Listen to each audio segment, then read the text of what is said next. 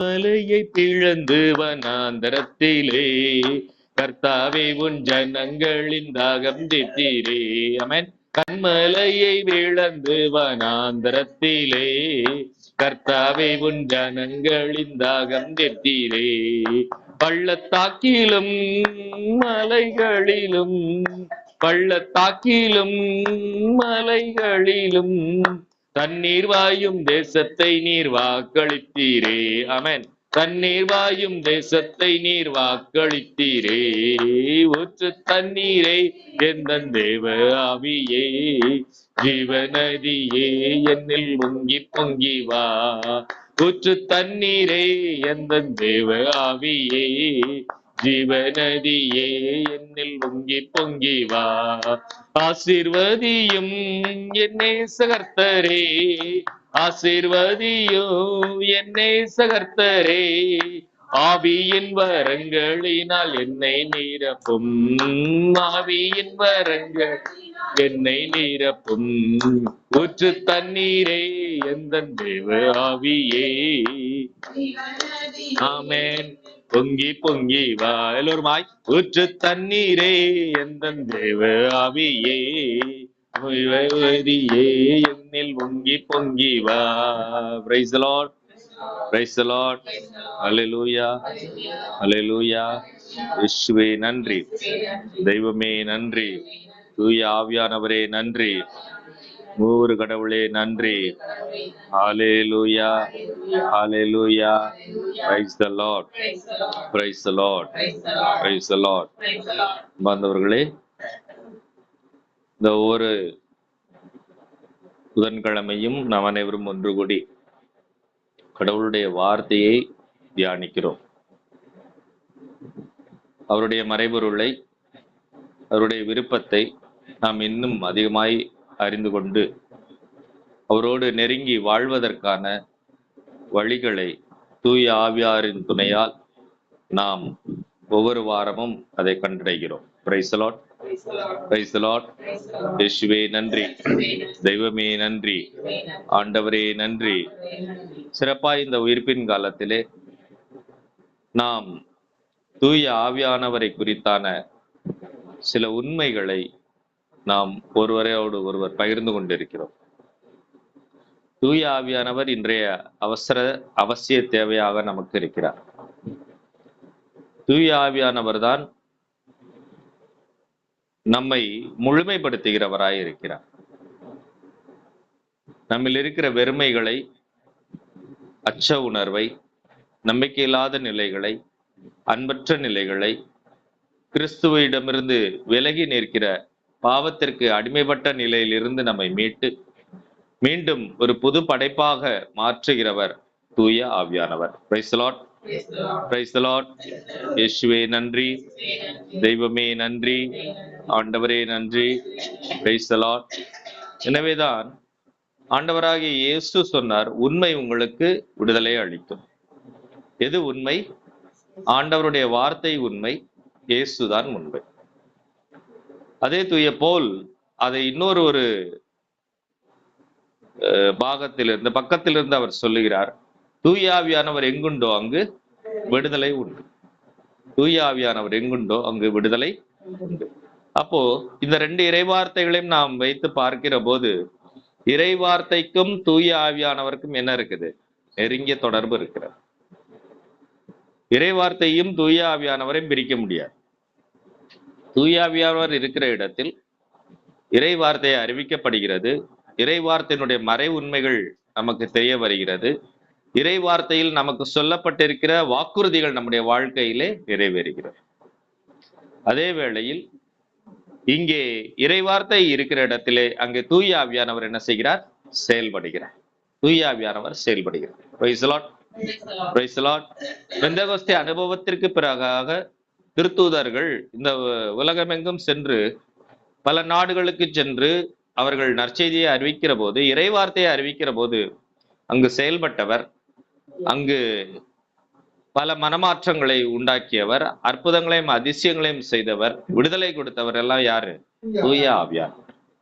தூய ஆவியானவர்.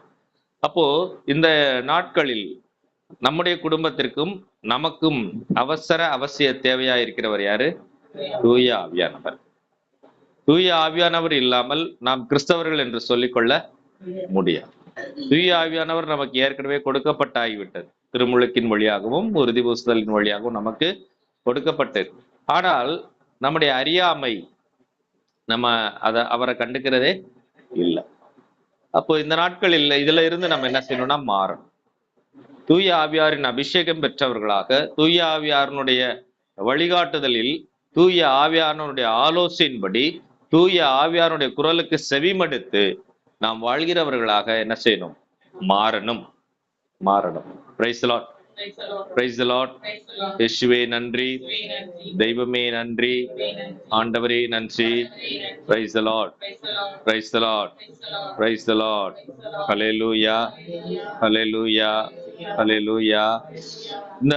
இந்த நாட்களில் திருவழிபாட்டு வாசகங்கள் எல்லாம் பார்த்தோம் அப்படின்னா, யோவான் 14, 15, 16 இதுல இருந்து தொடர்ந்து வாசிச்சுக்கிட்டே வரான் நற்செய்தி பகுதியில். இதுல ஆண்டவர் நிறைய தூய ஆவியானவரை குறித்தான வாக்குறுதிகளை அவர் கொடுத்து கொண்டே இருக்கிறார். நான் விண்ணகத்திற்கு ஏறி செல்லாமல் அவர் என்ன செய்ய மாட்டார்? வரமாட்டார். யார் வரமாட்டா? தூய ஆவியானவர் வரமாட்டார். உண்மை அதை குறித்தான உண்மைகள் உங்களுக்கு தெரிஞ்சா நீங்க என்ன ஆவீங்க? சந்தோஷம் அடைவீங்க. அப்படின்னெல்லாம் தன்னுடைய சீடர்களை அவர் என்ன சொல்றாரு அப்படின்னா தேற்றுகிறார். காரணம், ஆண்டவராகிய இயேசு நம் அருகிலே இருக்கிறார். ஆண்டவர் சொல்றார், நான் உங்களோடு இருக்கிறேன். ஆண்டவராகிய இயேசு நம் அருகிலே இருக்கிறார். வார்த்தை வடிவிலே இருக்கிறார், நற்கருணை வடிவிலே இருக்கிறார். அவர் நம் அருகிலே இருக்கிறார். ஆனால் அதற்கும் ஒருபடி மேல் தூய ஆவியானவர் நமக்குள்ளாகவே இருக்கிறார். யாருக்குள்ள இருக்கிறார்? நமக்குள்ளாக. நமக்கு அருகில் இருப்பது ஒன்று, நமக்குள்ளாக இருக்கிறது ஒன்று. Price the Lord. Praise the Lord. Praise the Lord. உணவு என்பது நமக்கு அருகில் இருப்பது. அந்த உணவை நம்ம எடுத்துக்கணும். மூச்சு என்பது நமக்கு உள்ளாக இருக்கு. தூய ஆவியானவர் மூச்சு. தூய ஆவியானவர் என்னது? மூச்சு காற்று. புரியுதுங்களா? அப்போ அதனாலதான் ஆண்டவர் சொல்றாரு, நான் செல்வதை குறித்து நீங்க என்ன செய்யணும்? சந்தோஷம் அடையணும். நான் தந்தையிடம் செல்கிறேன். நான் எங்கிருந்து வந்தேனோ நான் அங்கே திரும்ப செல்கிறேன். அதை குறித்து நீங்க என்ன செய்ய வேணாம்? வருத்தப்பட வேணாம். நான் போய் உங்களுக்கு இன்னொரு துணையாளரை அனுப்புவேன். நான் போகல அப்படின்னா அவர் வரமாட்டார். அவர் வந்து உங்களை உண்மையை நோக்கி வழி நடத்துவார். அப்ப நமக்கு சந்தோஷத்தை கொடுக்கக்கூடியது என்ன என்றால் தூய ஆவியானவர். அவர் நமக்கு மூச்சை போல நமக்கு உள்ளாக வாழ்கிறவர். நமக்கு உள்ளாக வாழ்கிறவர். Praise the Lord. Praise the Lord. இயேசுவே நன்றி, தெய்வமே நன்றி, ஆண்டவரே நன்றி. Praise the Lord. Praise the Lord. அப்போ இந்த நம்முடைய வாழ்வு மாற்றம் பெற வேண்டும். இந்த உயிர்ப்பின் காலம் நம்மை ஒரு மாற்றத்திற்கு அழைக்கிறது. மாற்றம் பெறல அப்படின்னா இதனால எந்த ஒரு பிரயோஜனமும் இல்லை. சடங்குகள், சில சம்பிரதாயங்கள், சில ஜெப முயற்சிகள், ஆலயத்திற்கு போறது வர்றது, இது ஒரு கிறிஸ்தவ வாழ்வு கிடையாது. கிறிஸ்தவ வாழ்வு என்பது அதையும் தாண்டியது. கிறிஸ்தவ வாழ்வு என்பது அதையும் தாண்டியது. அந்தியோக்கியாவில் வாழ்ந்த அந்த மக்கள் ஒரு புதிய நெறியை அவர்கள் கடைபிடித்தார்கள். கிரேக்கம் ஏற்கனவே அது ஞானத்திலும் அறிவிலும் உச்சம் பெற்றிருந்தது. ரோமை அது அதிகாரத்திலும் நாகரிகத்திலும் உச்சம் பெற்றிருந்தது. ஆனால் அவர்களால் செய்ய முடியாத ஒரு காரியத்தை அந்தியோக்கியாவில் வாழ்ந்த ஒரு ஏழை எளிய மக்களினுடைய வாழ்க்கையை என்ன செய்தது? செய்து காட்டியது. எனவேதான் அந்தியோக்கியாவில் அந்த மக்களை முதலாக அவர்கள் கிறிஸ்தவர்கள் என்று அழைத்தார்கள். அவர்கள் ஒரே உள்ளமும் ஒரே எண்ணமும் கொண்டவர்களாய் அவர்கள் இருந்தார். Price the Lord. Praise the Lord. இயேசுவே நன்றி, தெய்வமே நன்றி, ஆண்டவரே நன்றி. Praise the Lord. அப்போ நம்முடைய வாழ்வு என்பது மாற்றம் பெற வேண்டும். நம்முடைய வாழ்வு என்பது என்ன செய்யப்பட வேண்டும்? மாற்றம். இந்த மாற்றம் என்பது என்ன அப்படின்னா தூய ஆவியின் வாழ்வை நாம் என்ன செய்யணும்? சொந்தமாக்கணும். அப்பனா இப்ப நம்ம வாழலையா? இப்ப நம்ம வாழ்றோம், அப்படிதானே? நம்ம வாழ்றோம். ஆனா நம்ம விருப்பம் எதுவோ அதுபடி வாழ்றோம். நமக்கு எப்படி என்ன சரின்னு தெரியுதோ அதை நம்ம செய்யறோம், பேசுறோம், நடக்கிறோம். அப்படிதான். சூழலுக்கு ஏற்ற மாதிரி, பக்கத்துல இருக்கிறவங்களுக்கு ஏற்ற மாதிரி, நமக்கு எது ஈஸியோ அதுபடி எல்லாம் என்ன பண்ணிக்கிறோம், அட்ஜஸ்ட் பண்ணி வாழ்ந்துக்கிறோம். ஆனால் அது தூய ஆவியானவருடைய வாழ்வு கிடையாது. தூய ஆவியானுடைய வாழ்வு கிடையாது. Price the Lord, praise the Lord. இப்ப தூய ஆவியானவர் தருகிற வாழ்வு எப்படி இருக்கும் அப்படின்னா, அதைதான் நம்ம போன வாரம் பார்த்தோம். யோவான் நற்செய்தி 3வது அதிகாரம் 3 முதல் உள்ள இறைவாக்கு இப்படி சொல்லுகிறது. 3 முதல் 8 முடிய உள்ள இறைவாக்கு, 8, 9 முடிய உள்ள இறைவாக்கு இப்படி சொல்லுகிறது. இயேசு நிக்கோதேமை பார்த்து, மறுபடியும் பிறந்தால் அன்றி எவரும் இறையாட்சியை காண இயலாது என மிக உறுதியாக உமக்கு சொல்லுகிறேன். நிக்கோதேம் அவரை நோக்கி, வயதான பின் ஒருவர் பிறக்க முடியும், எப்படி பிறக்க முடியும்? அவர் மீண்டும் தாயில் வயிற்றில் புகுந்து பிறக்க முடியுமா என்று கேட்டார். இயேசு அவரை பார்த்து, ஒருவர் தண்ணீராலும் தூய ஆவியாலும் பிறந்தால் அன்றி இறையாட்சிக்கு உட்பட இயலாது என்று மிக உறுதியாக உமக்கு சொல்லுகிறேன். மனிதரால் பிறப்பவர் மனித இயல்பை உடையவர், தூய ஆவியால் பிறப்பவர் தூய ஆவின் இயல்பை உடையவர். Price the Lord, praise the Lord. இங்க நிறைய காரியங்களை சொல்லுகிறார். இங்க 2 முரண்பட்ட மனிதர்கள் சந்திக்கிறார். யாரு? நிக்கோதேம், இயேசு கிறிஸ்து. இயேசு ஒளி, நிக்கோதேம் தனக்குள்ளாக அறியாமையின் என்ற இருளை சுமந்து கொண்டிருக்கிறார். இருளும் ஒளியும் சந்திக்கிறது. எது எது சந்திக்குது? இருளும் ஒளியும் சந்திக்கும். நிக்கோதேம் நிறைய காரியங்கள் அவருக்கு தெரியும். ஆனா எதுல தெரியும்? அறிவில் தெரியும். ஏன்னா அவர் திருச்சட்ட அறிஞர், அவர் பரிசேயர், அவர் தலைமைச் சங்க உறுப்பினர், பெரிய அறிவாளி. ஆனால் ஆண்டவர் சொல்லுகிறார், நீ மீண்டும் புதிதாய் பிறக்க வேண்டும். ஏன் பிறக்க வேண்டும்? நீ இறையாட்சிக்கு உட்பட வேண்டும். நம்ம ஏற்கனவே பார்த்தோம் ரோமேர் திருமுகத்துல, இறையாட்சி என்பது உண்பதோ குடிப்பதோ அல்ல, இந்த உலக சார்ந்தது அல்ல, உடல் சார்ந்தது அல்ல, அது தூய ஆவியானவர் அருளுகிற நீதி, அமைதி, மகிழ்ச்சியை சார்ந்தது. அப்ப இறையாட்சியில் ஒருத்தர் புகணும், இறையாட்சியில் ஒருத்தர் வாழணும் அப்படின்னா அவர் என்ன செய்யணும் அப்படின்னா மறுபடியும் பிறக்க வேண்டும். நான் ஏற்கனவே பிறந்துட்டேன், எங்க அப்பா அம்மாட்ட இருந்து பிறந்துட்டேன், மனித முறையில நான் பிறந்துட்டேன். நம்ம ஏற்கனவே பிறந்துதான் இருக்கு. நமக்கு என்று ஒரு உடல் இருக்குது, நமக்குன்னு ஒரு மனம் இருக்குது, நமக்குன்னு ஆசாபாசங்கள் இருக்குது, நமக்குன்னு உறவு நிலைகள் இருக்கு, நமக்குன்னு சொத்து பத்துகள் இருக்கு, நமக்குன்னு வேலைகள் இருக்கு, நமக்கு சில சந்தோஷங்கள் இருக்குது, சில கஷ்டங்கள் இருக்குது. Price the Lord, praise the Lord. நமக்குன்னு சில ஆசைகள் இருக்குது, எல்லாமே இருக்குது. ஆண்டவர் சொல்றாரு, 2 வகையான பிறப்புகள் இங்கே இயேசு கிறிஸ்து சொல்லுகிறார். ஒன்று மனித முறைப்படி பிறப்பது, இன்னொன்று தூய ஆவியால் பிறப்பது. தூய ஆவியால் பிறப்பது. மனிதரால் பிறப்பவர் மனித இயல்பை உடையவர், மனிதரால் பிறப்பவர் மனித இயல்பை உடையவர். தூய ஆவியால் பிறப்பவர் தூய ஆவியின் இயல்பை உடையவர். அப்போ இந்த உலகத்திலிருந்து வருகிற பிறப்பு ஒன்று, மேலிருந்து வருகிற பிறப்பு ஒன்று. இங்க மறுபடியும் பிறப்பல் என்பதற்கு கிரேக்கத்துல மேலிருந்து பிறப்பது, மனிதரிடமிருந்து பிறப்பது என்பது கீழிருந்து பிறப்பது, மண்ணில் இருந்து பிறப்பது. மனிதன் என்பவன் மண்ணிலிருந்து உருவாக்கப்பட்டதனால் அவன் மனிதன் என்று அழைக்கப்பட்டான். அப்போ நம்முடைய இப்ப இருக்கிற மனித இயல்பு என்பது இந்த உலகம் சார்ந்ததாக இருக்கிறது, இந்த உலகம் சார்ந்ததாக இருக்கிறது. Price the Lord. இந்த உலகத்தை அறிவதில், இந்த உலகத்தை சொந்தம் கொண்டாடுவதில், இந்த உலகத்தை சம்பாதிப்பதில், இங்க சொத்துக்களை சேர்ப்பதில், இதுல நமக்கு நிறைய ஆர்வங்கள் இருக்கு. ஆனால் ஆண்டவர் சொல்றார், அப்படி மட்டும் நீ இருந்துட்ட அப்படின்னா உன்னால் என்ன செய்ய முடியாது என்றால் இறையாட்சிக்கு உள்ளாக நீ செல்ல முடியாது. இறையாட்சிக்குள்ளாக செல்ல முடியாது. Price the Lord. அப்ப நம்ம இறையாட்சிக்குள்ளாக நான் போகணும் அப்படின்னா நான் எப்படி இருக்கணும்? தூய ஆவியாரால் பிறக்கணும். இப்ப இறையாட்சிக்குள்ளாக நான் போக வேண்டும். இயேசுவினுடைய உயிர்ப்பு என்னை இந்த மனித இயல்பில் இருந்து ஆவிக்குரிய இயல்புக்கு என்னை என்ன செய்கிறது? கொண்டு செல்கிறது.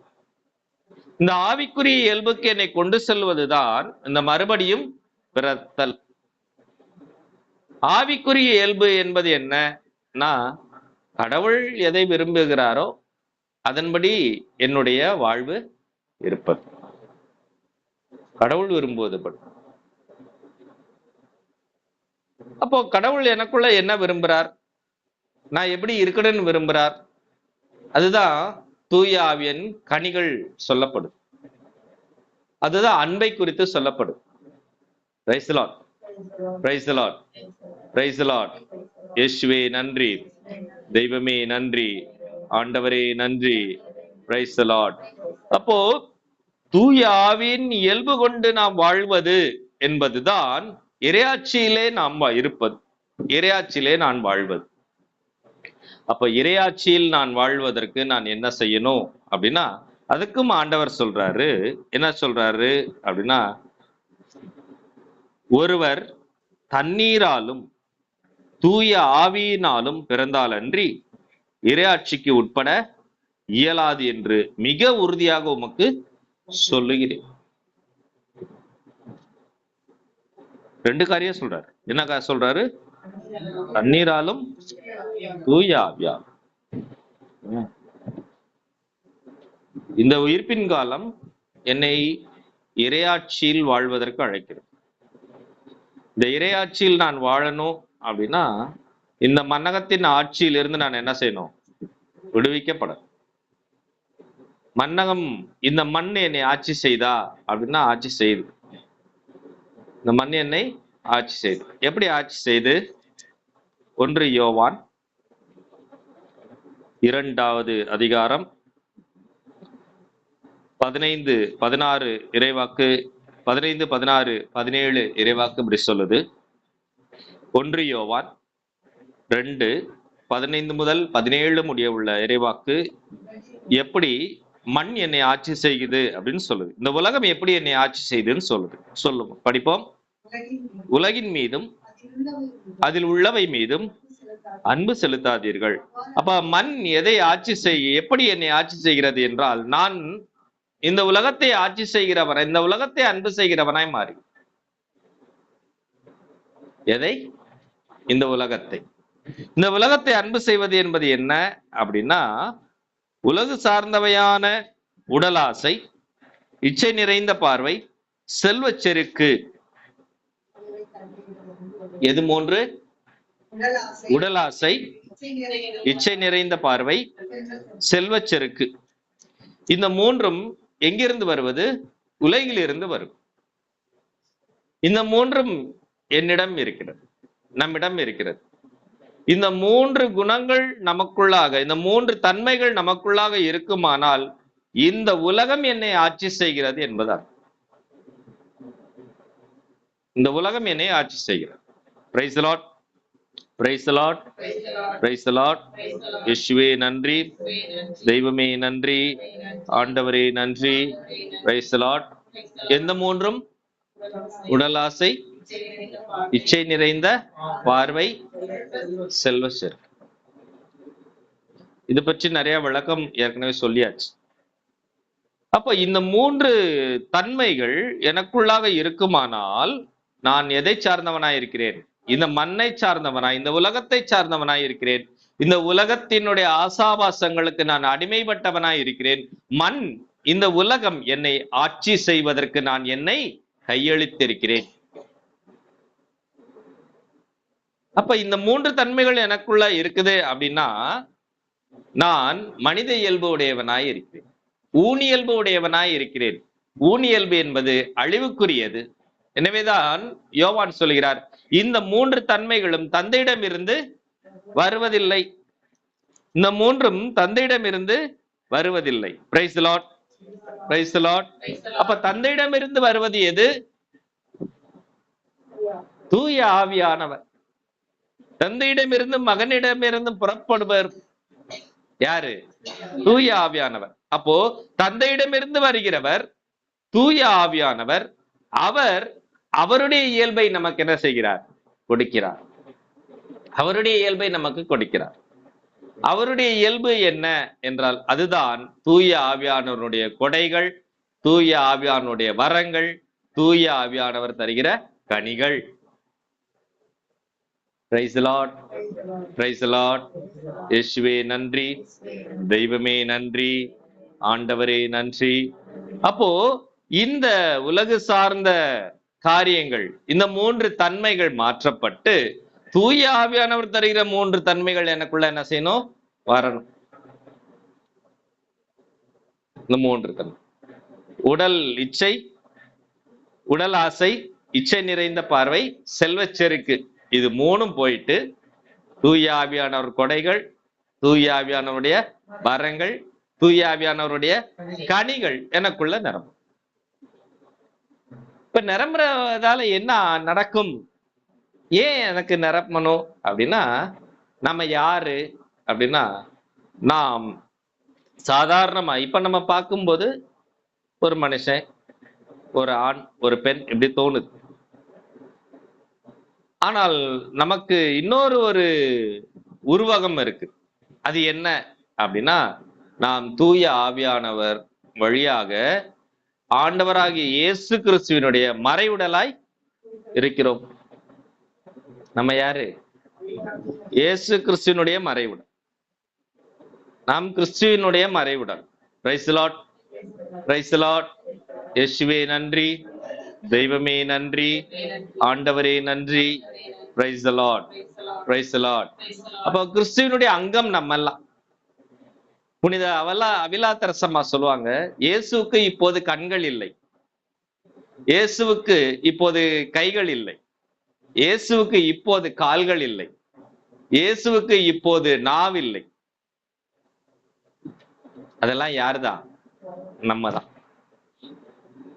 இயேசுவுக்கு இப்போது நாவில்லை, அவர் என் வழியாக பேசுகிறார். இயேசுவுக்கு ஓடோடி சென்று உதவி செய்வதற்கு கால்கள் இல்லை, அவர் என் வழியாக செல்கிறார்.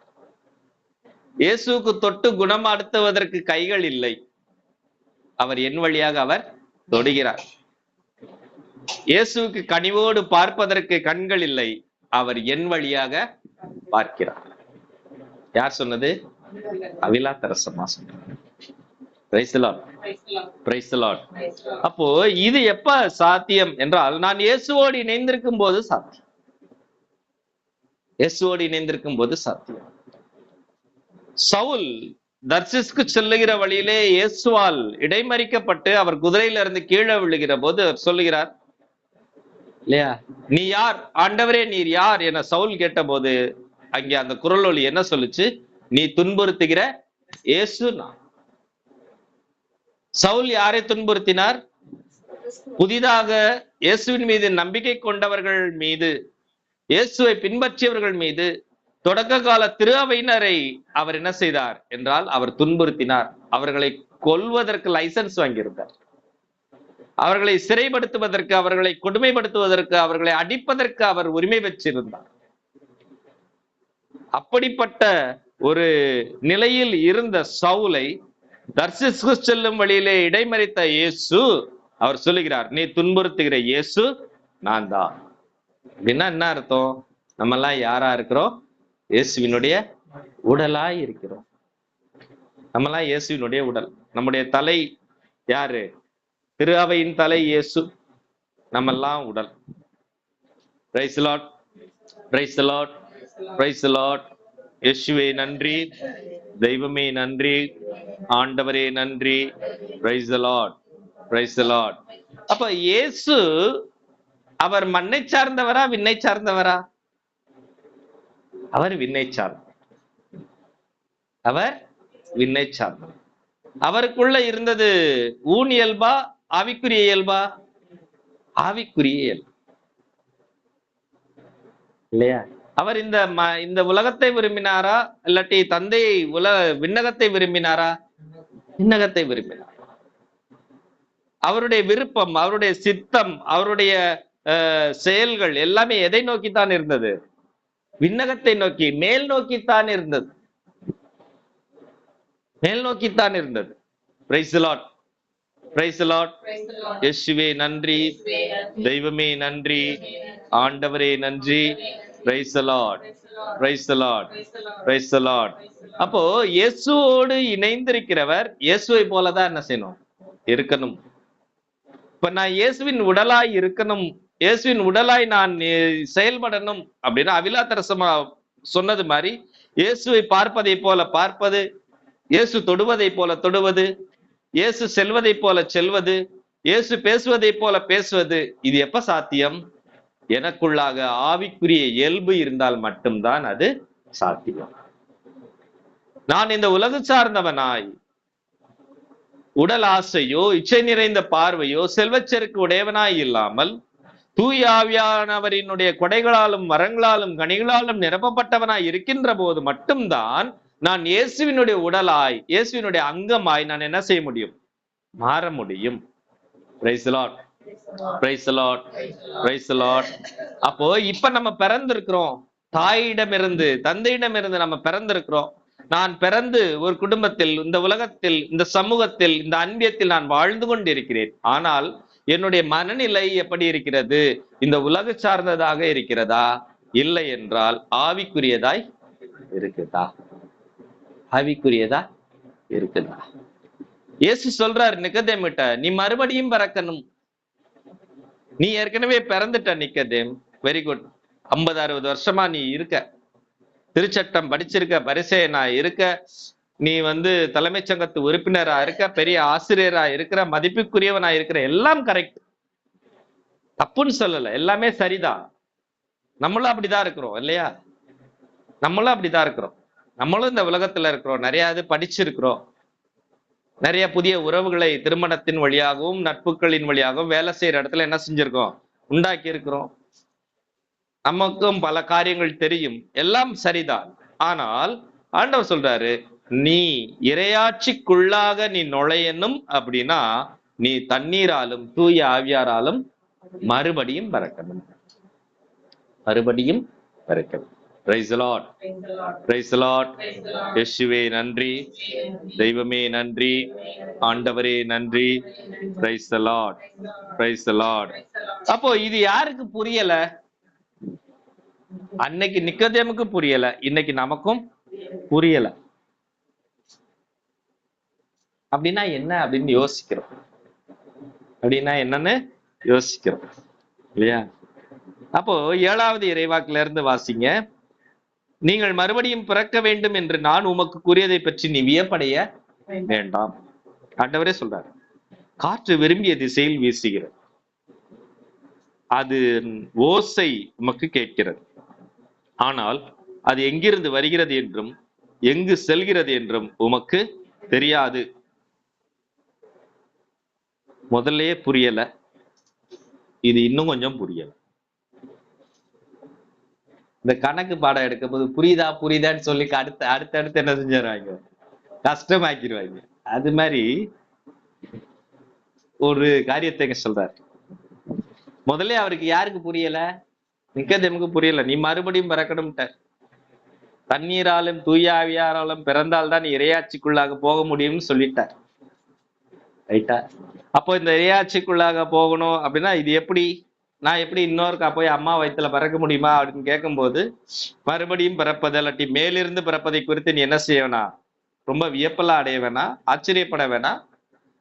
காற்று பத்தியா எங்கிருந்து வருது எங்க போகுதுன்னே தெரியல, ஆனா அதனுடைய சத்தம் மட்டும் உனக்கு உஸ் உஸ்ன்னு கேக்குது இல்லையா? அப்படிதான் அப்படின்ற, அப்படிதான். அப்படின்னா என்ன அப்படின்னா, தூய ஆவியாரால் பிறப்பது என்பது எப்ப நடக்கும், எப்படி நடக்கும் அப்படின்றது நம்மளால என்ன செய்ய முடியாது, கணிக்க முடியாது.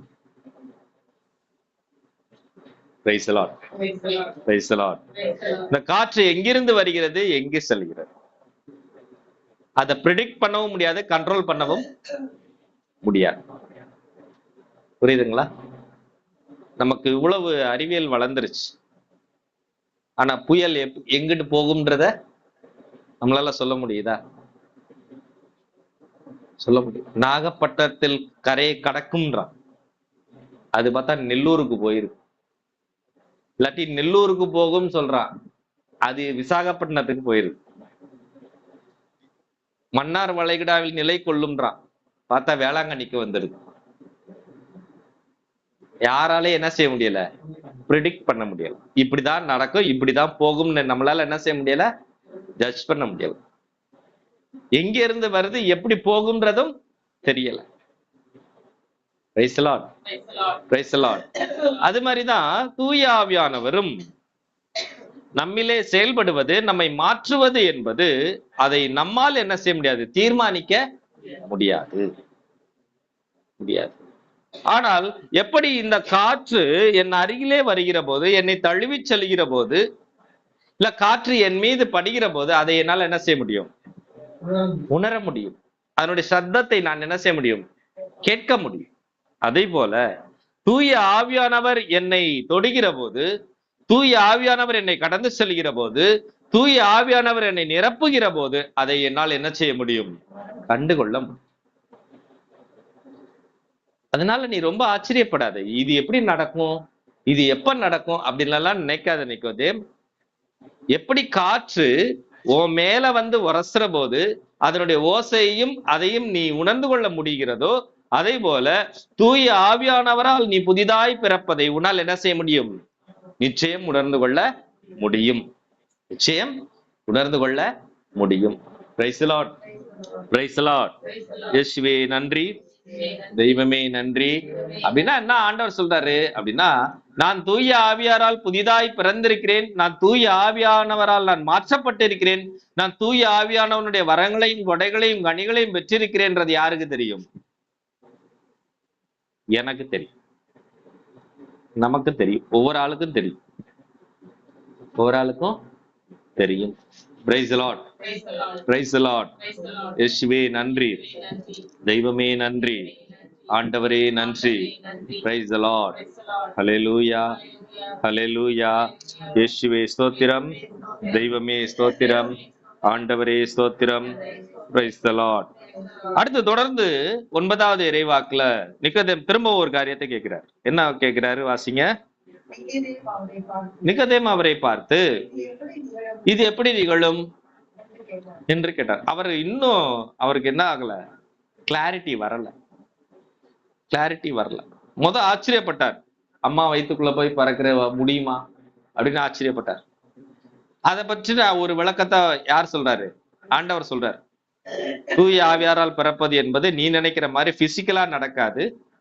அது எப்படி நடக்கும், அது ஆன்ம ரீதியாக ஆவிக்குரிய நிலையில அது நடக்கும். அது எப்ப நடக்கும், எப்படி நடக்கும் அப்படின்றது உனக்கு தெரியாது. ஆனால் நடக்கிற போது உன்னில் ஏற்படுகிற அந்த மாற்றத்தை உன்னால என்ன செய்ய முடியும், உணர்ந்து கொள்ள முடியும். தூய ஆவியாரால் பிறக்கிற அனைவருக்கும் இது பொருந்தும் ஆண்டவர் சொல்லி முடிச்சிட்டார். அடுத்து நிக்கோதேம் கேட்கிறார், இது எப்படி நடக்கும், இது எப்படி நடக்கும், இது எப்படி நிகழ முடியும் என்று கேட்டார். அதற்கு 10வது இறைவாக்கு சொல்லுகிறது, அதற்கு இயேசு, நீ இஸ்ரேல் மக்களிடையே போதகராயிருந்தும் உமக்கு இது தெரியவில்லையே. இந்த வார்த்தை மட்டும் எடுத்துப்போம். நீ இஸ்ரேல் மக்களிடையே போதகராயிருந்தும், நீ இஸ்ரேல் மக்களிடையே போதகராயிருந்தும் உமக்கு இது தெரியவில்லையே. எது உமக்கு தெரியவில்லை? தூய ஆவியாரால் பிறப்பது, தூய ஆவியாரால் எனக்குள்ளாக ஒரு மாற்றத்தை உண்டாக்குவது, தூய ஆவியானவர் எனக்குள்ளாக உண்டாக்குகிற மாற்றத்தை நான் உணர்ந்து கொள்வது. இதை நான் ஏதோ புதுசா சொல்ற மாதிரி நீ என்ன கேட்கிற நிக்கோதேம்? நீ ஒரு போதகர், நீ ஒரு பரிசேயர், நீ ஒரு திருச்சட்ட அறிஞர், இறைவாக்குகளை நீ என்ன பண்ணிருக்க, கரைச்சு குடிச்சிருக்க, ஆனா இன்னும் உனக்கு தெரியலையா அப்படின்ட்டு ஆண்டவர் எதை ரெஃபர் பண்றாரு அப்படின்னா, எசேக்கியேல் 36 25 முதல் 27 முடிய உள்ள இறைவாக்கு. எசேக்கியேல் 36 25 முதல் 27 முடிய உள்ள இறைவாக்கு. நான் தூய நீரை உங்கள் மேல் தெளிப்பேன், நீங்கள் எல்லா அழுக்குகளிலிருந்தும் தூய்மையாவீர்கள்,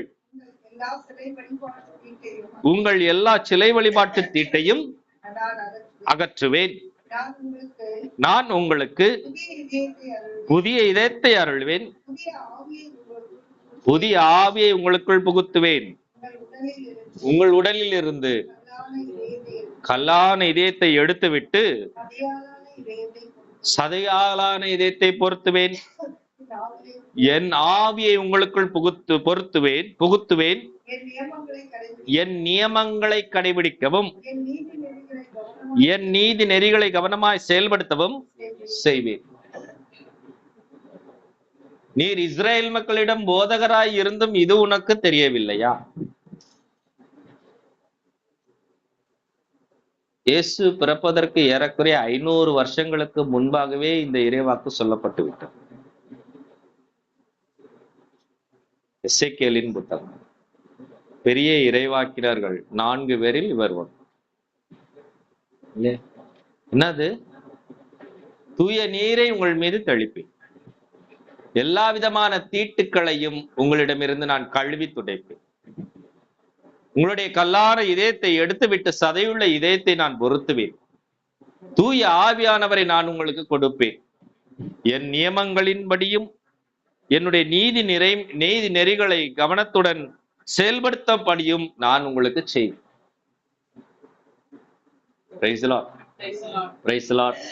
அப்ப மறுபடியும் பிறப்பதுன்றது ஒரு புதிய கான்செப்ட் கிடையாது.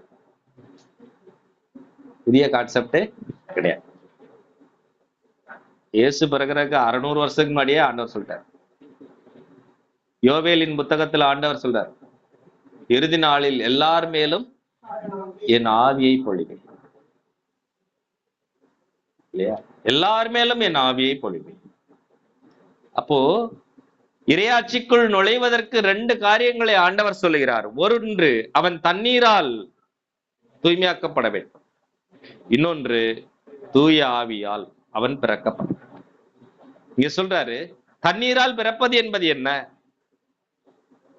நம்ம நற்செய்தியில பார்க்கிறோம், தண்ணீரால் திருமுழுக்கு, தூய ஆவியின் திருமுழுக்கு. 2 திருமுழுக்கு சொல்லப்படுது. திருமுழுக்கு யோவான் சொல்றாரு, நான் உங்களுக்கு தண்ணீரால் திருமுழுக்கு தருகிறேன், ஆனால் நீங்கள் அறியாத ஒருவர் உங்கள் நடுவே இருக்கிறார், அவர் உங்களுக்கு தூய ஆவியாரால் திருமுழுக்கு கொடுப்பார். Praise the Lord. Praise the Lord. இந்த திருமுழுக்கு என்பது எதற்கு என்றால், அது பாவ மன்னிப்பிற்கான பாவ அறிக்கை செய்து மன்னிப்பு கேட்டு அந்த மன்னிப்பை பெற்றுக்கொள்வதற்கான ஒரு அடையாளம் திருமுழுக்கு. எது? தண்ணீரால் கழுவுவது, தண்ணீரால் திருமுழுக்கு அடைவது என்பது என்ன என்றால், அது பாவ மன்னிப்பிற்கான ஒரு அடையாள செயல், பாவ மன்னிப்பிற்கான ஒரு அடையாள செயல். Praise the Lord. Praise the Lord. இயேசுவே நன்றி, தெய்வமே நன்றி. அதனால திருமுழுக்கு எங்க கொடுத்தாங்க அப்படின்னா, தண்ணி எங்க இருக்கோ அங்கேதான் கொடுத்தாங்க. யோர்தான் நதிக்கரையிலே திருமுழுக்கு யோவான் என்ன செய்து கொண்டிருந்தார்? திருமுழுக்கு கொடுத்து கொண்டிருந்தார். அப்போது யார் வந்தா? பரிசேயர்கள் வந்தார்கள், திருச்சட்ட வந்தார். அவர் சொன்னார், விரியன் பாம்பு குட்டிகளே, வரப்போகும் சினத்திலிருந்து நீங்கள் தப்பித்துக் கொள்ள முடியும் என்று சொன்னவன் யார்?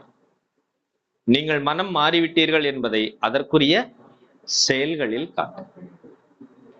அப்ப திருமுழுக்கு என்பது வெறும் அடையாளம் அல்ல.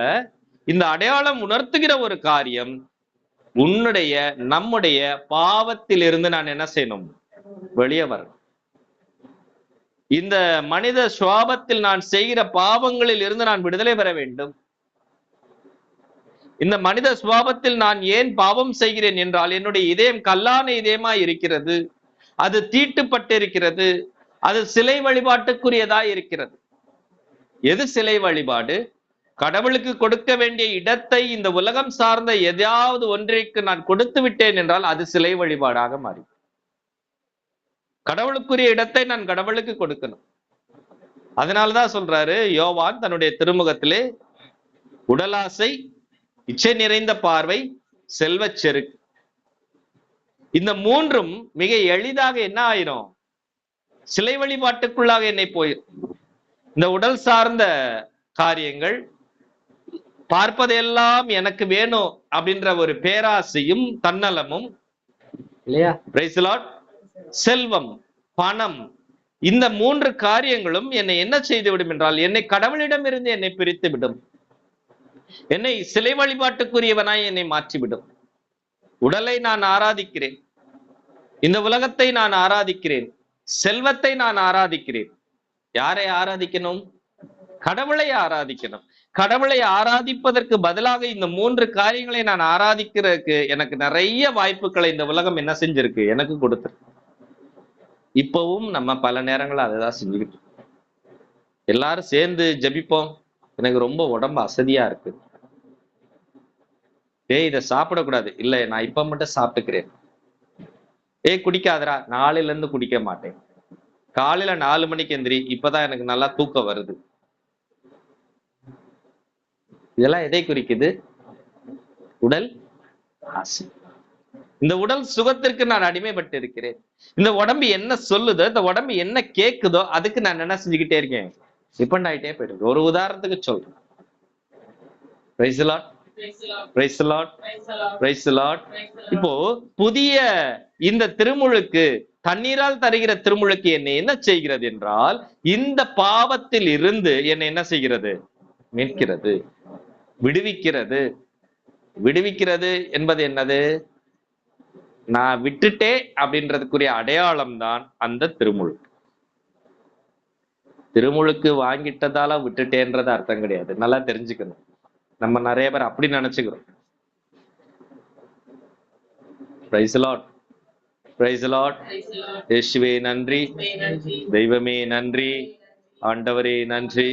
Price the Lord, praise the Lord. நல்லா நல்லா நம்ம பார்ப்போம். எப்ப நமக்கு திருமுழுக்கு தர்றாங்க? பிசாசையும் அதன் ஆரவாரங்களையும் விட்டு விடுகிறீர்களா? விட்டு விடுகிறேன். அவனுடைய வஞ்சகங்களை, அவனுடைய சூழ்ச்சிகளை, அலகையை நீங்கள் விட்டு விடுகிறீர்களா? விட்டு விடுகிறேன். விண்ணையும் மண்ணையும் படைத்த ஒரே கடவுளை நீங்கள் நம்புகிறீர்களா? இல்லையா? இப்படி வரிசையா நல்லா யோசிச்சு பாருங்க. அலகையை விட்டு விடுகிறேன்னு நான் அறிக்கை எடுக்கிறேன். விசுவாச பிரமாணத்தை ஏற்றுக்கொள்கிறேன்னு நான் சொல்றேன். இது சொன்ன பிறகுதான் எதை கொடுக்குறாங்க? திருமுழுக்கு கொடுக்குறாங்க. எடுத்தன வாங்கப்பா எல்லாம் வந்துட்டீங்களா, கப்புன்னு தண்ணியை ஊத்துறாங்களா? கிடையாது. அப்போ இந்த தண்ணீரால் நான் கழுவப்படுவது என்பது, ஆண்டவர் சொல்ற மாதிரி நீ தண்ணீரால் கழுவப்பட வேண்டும்.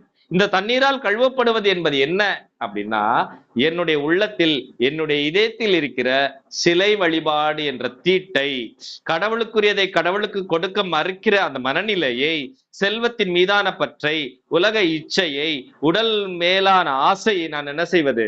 ஒதுக்குவது. ஒதுக்கிவிட்டு யாரை நம்புறது? கடவுளை, மூவரு கடவுளை நம்பும்.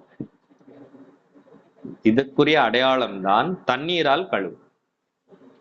Price the Lord, praise the Lord, praise the Lord. இயேசுவே நன்றி, தெய்வமே நன்றி, ஆண்டவரே நன்றி. Praise the Lord. இப்ப பாருங்களேன், ஆண்டவர் இங்க சொல்றாரு, யோவான் 3:5 என்ன சொல்றாரு? இயேசு நிக்கோதேமை பார்த்து, ஒருவர் தண்ணீராலும் தூய ஆவியாலும் பிறந்தால் அன்றி இறையாட்சிக்குள்ளாக உட்பட இயலாது என்று. அப்ப தண்ணீராலும் தூய ஆவியாராலும் பிறப்பது என்பது என்ன அப்படின்னா, தண்ணீர் என்ன செய்யும், தூய ஆவி என்ன செய்யும்னு இங்க ஏற்கனவே எசேக்கியேல்ல ஆண்டவர் சொல்லியிருக்கார். தண்ணீர் என்ன செய்கிறது? உங்கள் எல்லா அழுக்குகளில் இருந்தும் உங்களை என்ன செய்யும்? தூய்மைப்பட்டது. எப்படி நான் குளிச்சுட்டு வந்தேன்னா என்னுடைய மேல இருக்கிற அழுக்கெல்லாம் போயிருதோ, அதுபோல திருமுழுக்கின் போது என் மீது ஊற்றப்படுகிற தண்ணீர் அது என்ன செய்கிறது? என்னுடைய உள்ளத்தில், என்னுடைய மனதில் இருக்கிற என்னுடைய ஊனியல்பு சார்ந்த எல்லா விதமான அழுக்குகளை, பாவங்களை அது என்ன செய்கிறது? துடைக்கிறது, துடைக்கிறது. Praise the Lord, praise the Lord, praise the Lord. இயேசுவே நன்றி, தெய்வமே நன்றி, ஆண்டவரே நன்றி. Praise the Lord. அப்போ எனக்கு என்ன நடக்குது அப்படின்னா, இந்த அழுக்குகள், இந்த தீமைகள், இந்த பாவங்கள் என்னை விட்டு போகுது. என்னை விட்டு எப்ப போகுது? நான் சொல்றேன், அழகை நான் விட்டு விடுகிறேன். அழகையினுடைய வஞ்சகத்தை நான் என்ன செய்கிறேன்? விட்டு விடுகிறேன். அழகை கொண்டு வருகிற மாய சூழ்ச்சிகளை நான் என்ன செய்கிறேன்? விட்டு விடுகிறேன். மூவரு கடவுளை நான் என்ன செய்கிறேன்? ஏற்றுக்கொள்கிறேன், நம்புகிறேன். புனிதர்களினுடைய உறவை நம்புகிறேன், திரு அவையை நம்புகிறேன். எல்லாம் நான் சொல்லுகிற போது என்னில் இருக்கிற அந்த பழைய இதயம் என்ன செய்யப்படுகிறது?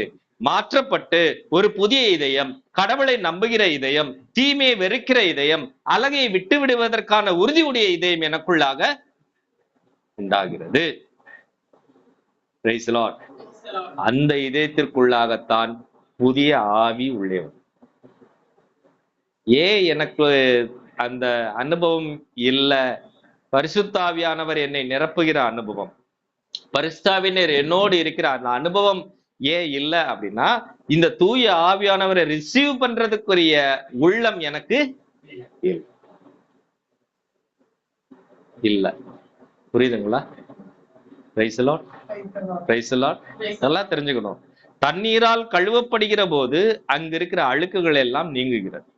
இந்த அழுக்குகள் எல்லாம் நீங்குகிற போது, இந்த அழுக்குன்னு சொல்றது என்னது? வெளியே இருக்கிற அழுக்கு கிடையாது, என் உள்ளத்துக்குள்ளாக இருக்கிற அழுக்கு. இந்த ஊனியல்பு சார்ந்த அழுக்கு, வஞ்சகம், பொறாமை, பெருமை, சுயநலம், அப்படி எக்ஸெட்ரா எக்ஸெட்ரா எக்ஸெட்ரா. இதெல்லாம் என்ன செய்கிறது? இதெல்லாம் எப்படி மாறுது? அதுவா மாறல. நான் சொல்றேன், எனக்கு அது வேணாம்னு சொல்றேன். எனக்கு அது டாக்டர் சொல்றாரு, நீங்க இந்த சாப்பாடெல்லாம் நீங்க குறைங்க, உங்களுக்கு சுகர் இறங்கிடும். அப்ப நான் சுகர் இறங்கணும்னா நான் என்ன செய்யணும்? அதெல்லாம் வச்சாலும் நான் வேணாம்னு சொல்லணும். புரியுதா? பரோட்டா சாப்பிடலாமா? சாப்பிடக்கூடாது, டாக்டர் சொல்லியிருக்காரு. நல்ல சிக்கன் பிராய்லர் சாப்பிடலாமா? சாப்பிடக்கூடாது, உடம்புக்கு ஆக. அப்ப நான் என்னுடைய உடம்பை சரிப்படுத்துறதுக்கு எந்தெந்த உணவுகளை தவிர்க்கணும்னு டாக்டர் சொல்றாரோ அந்த உணர்வுகளை எல்லாம் என்ன செஞ்சுக்கிறேன்? நான் வேணாம்னு சொல்றேன். டாக்டர் சொன்னதாக கிடையாது. யாரு டிசைட் பண்றது?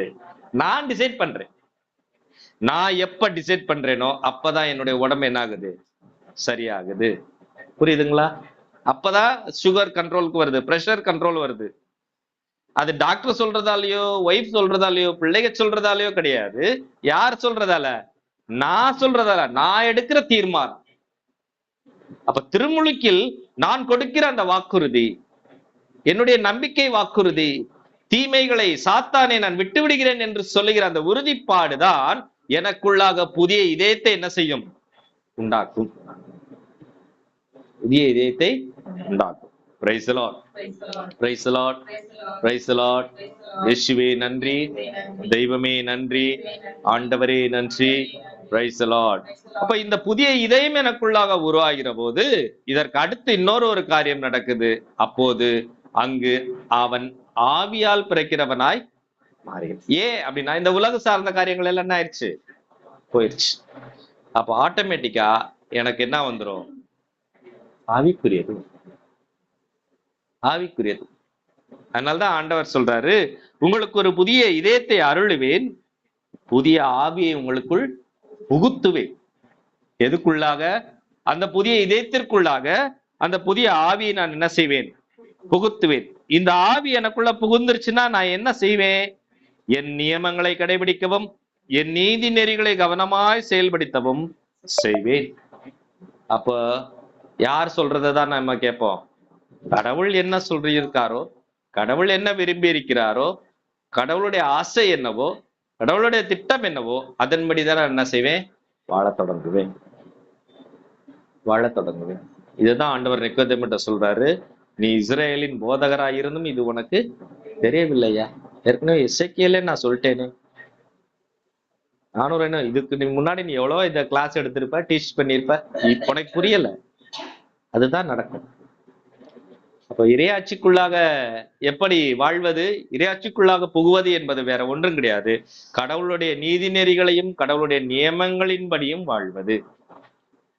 இததான் ரொம்ப சுருக்கமா ஆண்டவர் சொல்லிட்டாரு. விண்ணுலகில் உமது விருப்பம் நிறைவேறுவதை போல மண்ணுலகிலும் நிறைவேறும். அவ்வளவுதான் முடிச்சு. இந்த விண்ணுலகில் அவருடைய விருப்பம் நிறைவேறுவதை போல மண்ணுலகிலும் நிறைவேறணும்னா அவர் என்ன விரும்பி இருக்கிறாரோ, அவர் என்ன சொல்ல வர்றாரோ அதுபடிதான் நான் என்ன செய்யணும், நடக்கணும். அதுதான் விண்ணுலகத்தில் நடப்பது. விண்ணுலகத்தில் கடவுள் ஒண்ணும் கபிரியல் தூதர் ஒண்ணும் நினைக்க மாட்டார். கடவுள் ஒண்ணு யாரு மிகேல் தூதர் வேற ஒண்ணு நினைக்க மாட்டார். அங்க இருக்கிறவங்க எல்லாம் ஆளாளுக்கு ஒவ்வொன்னு எல்லாம் நினைக்க மாட்டாங்க. அங்க ஒரே சித்தம், ஒரே நோக்கம்.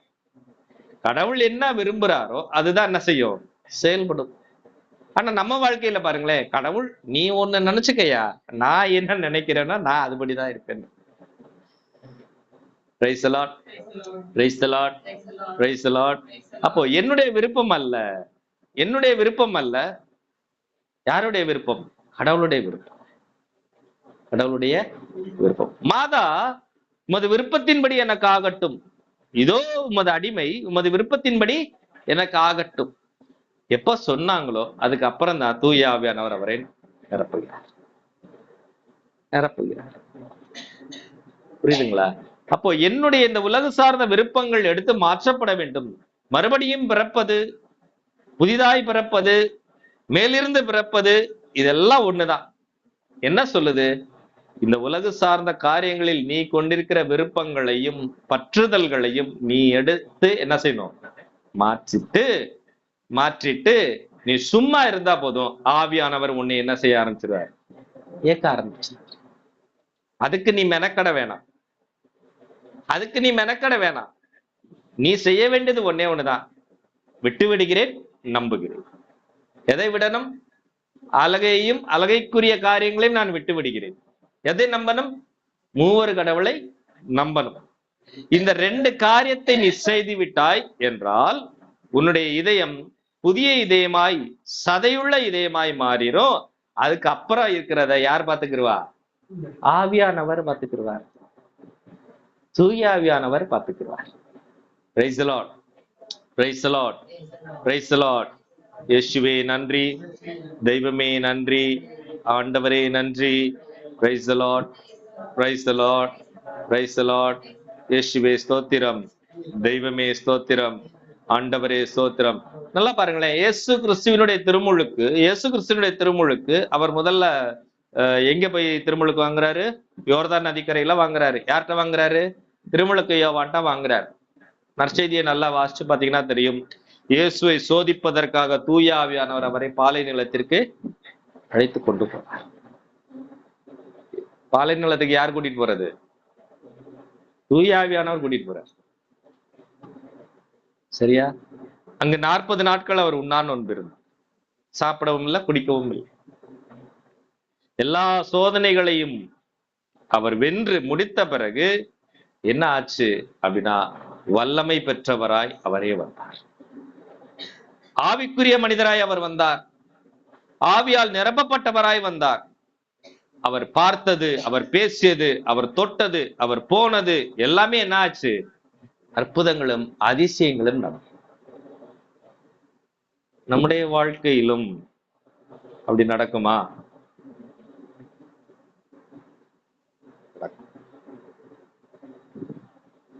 அதுதான் திருத்தூதர் பணிகள் சொல்லு. யோவானும் பேதுருவும் ஆலயத்திற்கு செல்லுகிற போது அவர்களுடைய நிழல் படுமாறு யாரை கொண்டு வந்து வச்சாங்களா, உடம்பு சரியில்லாதவங்களை அவங்க போற பாதையில போட்டாங்களா. அப்ப என்ன அர்த்தம், அவர்களுடைய நிழல் பட்டா கூட என்ன ஆயிருது, சுகமாகுது. பவுலுடைய கர்ச்சீஃப் சுகத்தை கொடுக்குது, வார்த்தை சுகத்தை கொடுக்குது, பார்க்கிற பார்வை சுகத்தை கொடுக்குது. அப்படியெல்லாம் யார் இருந்தா, திருத்தூதர்கள் இருந்தார், புனிதர்கள் இருந்தார்கள். Praise the Lord. Praise the Lord.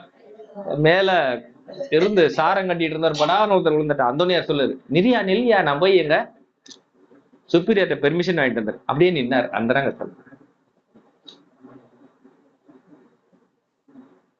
அதுவும் நடந்தது. Praise the Lord. Praise the Lord. அப்போ அற்புதங்களும் அதிசயங்களும் நம்ம வாழ்க்கையில பார்ப்பது காண்பதெல்லாம் ஒரு பெரிய விஷயம் கிடையாது. நம்ம செய்ய வேண்டியதை நம்ம செஞ்சுட்டோம் அப்படின்னா, நம்மை வைத்து கடவுள் செய்ய வேண்டிய அற்புதங்களையும் ஆச்சரியங்களையும் என்ன செய்வார்? அவர் செய்வார். அவர் செய்வார். நாம் எழுந்து நிற்போம்.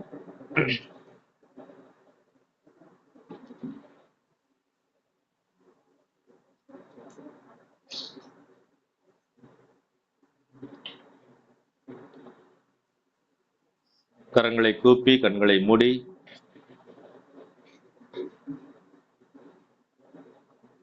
நம்மை ஆண்டவரிடம் அர்ப்பணிப்போம். தண்ணீராலும் தூய ஆவியாராலும் பிறந்தார்கள் அன்றி, தண்ணீராலும் தூய ஆவியாலும் பிறந்தால் அன்றி இறையாட்சிக்கு உட்பட முடியாது என்று சொல்லுகிற ஆண்டவர். தண்ணீரால் பிறப்பது என்பது எல்லா விதமான அழுக்குகளையும் நம்முடைய உள்ளத்தில் இருந்து எடுத்து மாற்றுவது. தூய ஆவியாரால் பிறப்பது என்பது எனக்குள் வந்த அந்த புதிய இதயத்தை தூய்மையான உள்ளத்தில் தூய ஆவியானவர் அவருடைய விருப்பங்களை, அவருடைய உணர்வுகளை, அவருடைய திட்டங்களை அது நம்மில் நிரப்பி அவருடைய சித்தத்தின்படி நம்மை வழி நடத்துவது. ரெண்டு காரியம். இப்போ ஓசை மாதிரி, கை தட்டுற மாதிரி, ஒருதான் நான் செய்யணும், ஒருதான் ஆவியானவர் செய்வார், கடவுள் செய்வார். எதை நான் செய்யணும்? எதை நான் செய்யணும்? எதை விட வேண்டுமோ அதை விட வேண்டும், எதை நம்பணுமோ அதை நம்பணும். இது நம்ம புதுசா செய்யல. ஒவ்வொரு ஈஸ்டர் பண்டிகையிலையும் செய்யறோம், திருமுழுக்கில நமக்கு தெரியாமையே செய்தோம், உறுதி பூசல நமக்கு தெரிஞ்சே செய்தோம். இப்ப ஈஸ்டர் பண்டிகையில ஒவ்வொரு வருஷமும் நம் திருமுழுக்கு வாக்குறுதிகளை புதுப்பிக்கிறோம். ஆனால் நம்ம அதை உணராததால நம்ம எந்த ஒரு மாற்றமும் உண்டாகவில்லை. ஆண்டவர் நிச்சயமாய் அவருடைய வழியிலே, அவருடைய ஆற்றலிலே, அவருடைய ஆளுமையிலே அவர் நம்மை நடத்துவார். நம்மை அர்ப்பணிப்போம். பேரன்பும் இரக்கமும் உடைய எங்களின் அன்பு ஆண்டவரே, உமது விடுதலை தருகிற வார்த்தைகளுக்காக உமக்கு நாங்கள் நன்றி செலுத்துகிறோம் ஆண்டவரே. மீண்டும் புதிதாய் பிறக்க வேண்டும், மறுபடியும் பிறக்க வேண்டும், மேலிருந்து பிறக்க வேண்டும் என்ற மறைவு உண்மைகளை நாங்கள் இந்த நாளிலே புரிந்து கொள்ளச் செய்தீர் ஆண்டவரே. நாங்கள் தண்ணீரால் திருமுழுக்கு பெற்றவர்களாய், தூய ஆவியாரால் நிரப்பப்பட்டவர்களாய் மாறுவதற்கான அருளை நீர்த்தார். இந்த உலகின் போக்கின்படி ஒழுகாமல் ஆண்டவரே, உமக்கு விருப்பமானதை நாங்கள் செய்வதற்கான அபிஷேகத்தினால் எங்களை நிரப்பும். தூய ஆவியாரால் இயக்கப்படுகிறவர்களே கடவுளின் மக்கள் என்று சொன்னீர். நாங்கள் கடவுளின் மக்களாய் வாழ ஆசைப்படுகிறோம் ஆண்டவரே. உமது திருவுளம் எங்களுடைய வாழ்விலே நிறைவேறட்டும். எங்களை குறித்தான உமது திட்டங்கள் வெளிப்படட்டும். எங்களுள் இருக்கிற மகிழ்ச்சியற்ற நிலைகள், போராட்டங்கள், பிளவுகள், கண்ணீர்கள், துன்பங்கள் ஆண்டவரே அனைத்திற்குமான விடுதலைகள் இந்த நாளிலே நாங்கள் பெற்றுக்கொள்ள உதவி செய்யும்.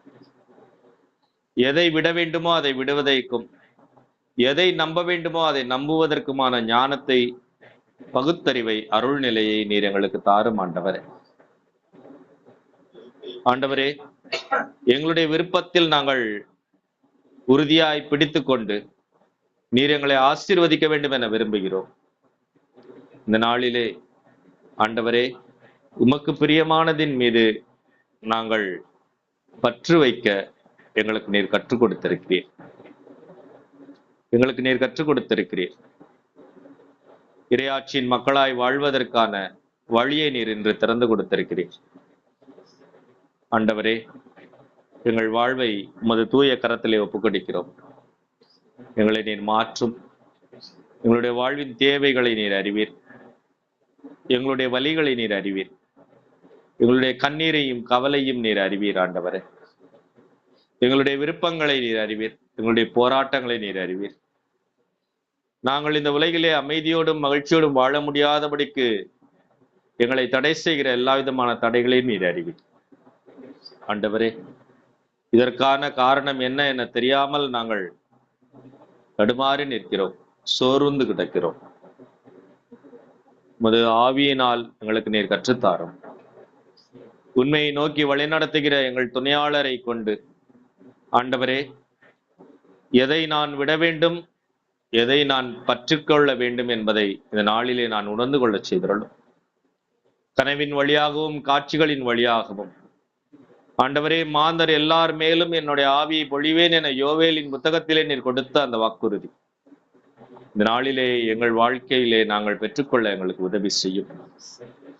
நாங்கள் ஆவிக்குரிய மக்களாக, புதிய ஆவியின் பிறந்த மக்களாக, ஆவியால் இறையக்கப்படுகிற மக்களாக, ஆவியின் வரங்களாலும் கொடைகளாலும் கனிகளாலும் நிரம்பியிருக்கிற மக்களாக, உண்மையை நோக்கி வழிநடக்கிற மக்களாக, விடுதலை பெற்ற மக்களாக, ஆண்டவரே இறையாட்சியின் மக்களாக வாழ நீர் அருள்வாரும். எங்கள் ஆண்டவராகிய கிறிஸ்து வழியாக தந்தையை பார்த்து மன்றாடுகிறோம். விண்ணுலகில் இருக்கிற எங்கள் தந்தையே, மது பெயர் தூயதென போற்ற பெறுக, மத ஆட்சி வருக, மது திருவுளம் விண்ணுலகில் நிறைவேறுவது போல மண்ணுலகிலும் நிறைவேறுக.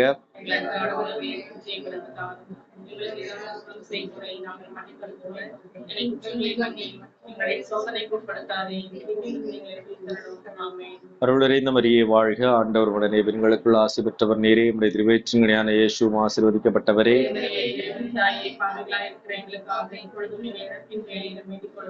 தந்தைக்கும் மகனுக்கும் தூய ஆவியாருக்கும் மாட்சிமை உண்டாவதாக. இயேசுவின் ரத்தம் ஜெயம், இயேசுவின் நாமம் ஜெயம். மரியே வாழ்க. Praise the Lord, praise the Lord, praise the Lord, praise the Lord. நம்ம ஒரு சின்ன மனவழி ஜெபம் சொல்றோம். தூய ஆவியானவரே என்னை நிரப்பும். இதை நம்ம சொல்லிக்கிட்டே இருப்போம். தூய ஆவியானவரே என்னை, அவர் ஏற்கனவே நிரம்பியிருக்காரு, என்னில் செயல்பட செயல்படும். தந்தை மகன் தூய ஆவியாரின் பெயராலே.